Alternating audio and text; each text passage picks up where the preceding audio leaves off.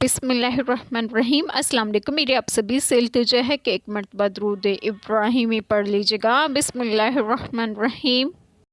अल्लाहुम्मा सल्ली अला मुहम्मदिन व अला आलि मुहम्मदिन कमा सल्लैता अला इब्राहीम व अला आलि इब्राहीम इन्नका हमीदुम मजीद। अल्लाहुम्मा बारिक अला मुहम्मदिन व अला आलि मुहम्मदिन कमा बारकता अला इब्राहीम व अला आलि इब्राहीम इन्नका हमीदुम मजीद। बिस्मिल्लाहिर्रहमानिर्रहीम। ये बदला है उसका जो तुम्हारे हाथों ने आगे भेजा, और अल्लाह बंदों पर जुल्म नहीं करता। वो जो कहते हैं अल्लाह ने हमसे करार कर लिया है कि हम किसी रसूल पर ईमान ना लाएं जब तक ऐसी कुर्बानी का हुक्म ना लाए जिसे आग खाए। तुम फरमा दो, मुझसे पहले बहुत रसूल तुम्हारे पास खुली निशानियां और ये हुक्म लेकर आए जो तुम कहते हो, फिर तुमने उन्हें क्यों शहीद किया अगर सच्चे हो।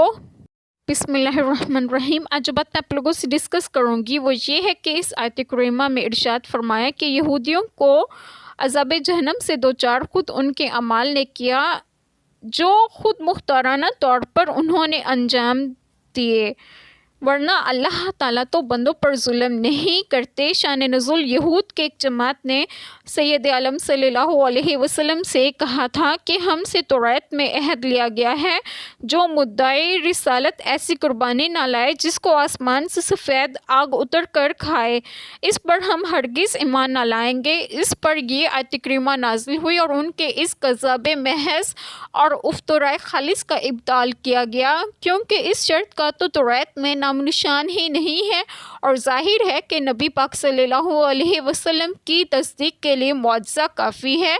जब तुमने ये निशानी लाने वाले अनबिया अलैहिस्सलाम को कत्ल किया और उन पर ईमान भी ना लाए, तो साबित हो गया कि तुम्हारा ये दावा झूठा है। अल्लाह ताला हम सब के तमाम गुनाहों को माफ़ फरमाए और हमें सिरात मुस्तकीम की राह पर गामज़न करें, और आप सबको आपके घरों में खुश खुरम रखें और सेहत तंदुरुस्तगी भी दें। आमीन। जज़ाकल्लाह खैर।